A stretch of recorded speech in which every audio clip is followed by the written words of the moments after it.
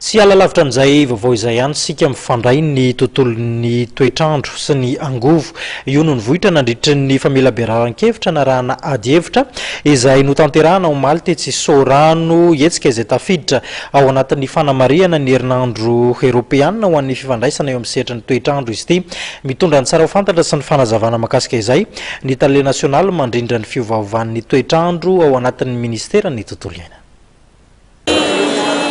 Tsika tamin'ny fotoana ity dia naombana tamin'ny lohahevitra hoe ny resaka toetrandro sy ny angovo ahoana ny fifandraisan'ireo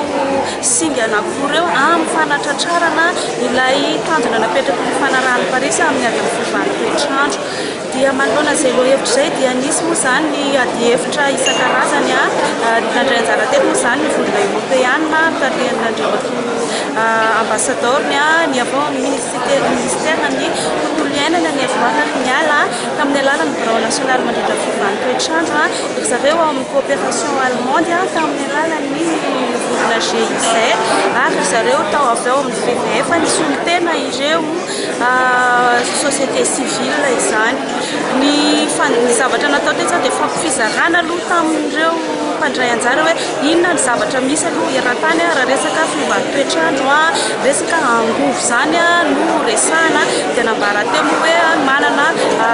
anjara toerana ngeza be ny angovo amin'ny fanatratrarana io tanjona lehibe napetraky ny fifanarahan'ny Paris sy ny amin'ity resaka ady amin'ny fampihenana ny fiovan'ny toetrandro ity raha tsy resaka fotsiny afa tsy ny resaka angovo avoavaozina isika dia izay anjara toerana ngeza be ny angovo zay zany no resahana teto vao resaka teto ihany koa ny resaka hoe ahoana ny fiaramiasa ny resaka ara-diplomasia sy ny hoe fomba fiaramiasan'ireo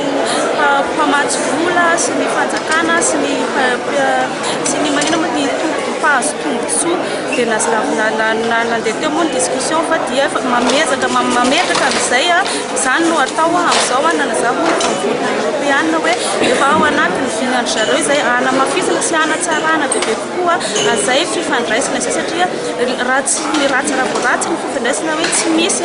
dia lasa ohatrany hoe mona sy marenety fotsiny dia tsy mifakazo ny resaka atao tsy misy mampafantatra inona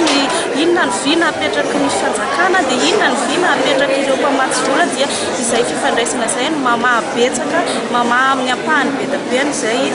fandaminana amin'ny resaka diplomasia amin'ny resaka asa atao amin'ny ady fiovan'ny toetrandro izay ny voage Jean-Marceau talehan'ny birao nasionaly mandrindra fiovan'ny toetrandro eto Madagasikara ao amin'ny ministera ny tontolo iainana ny voage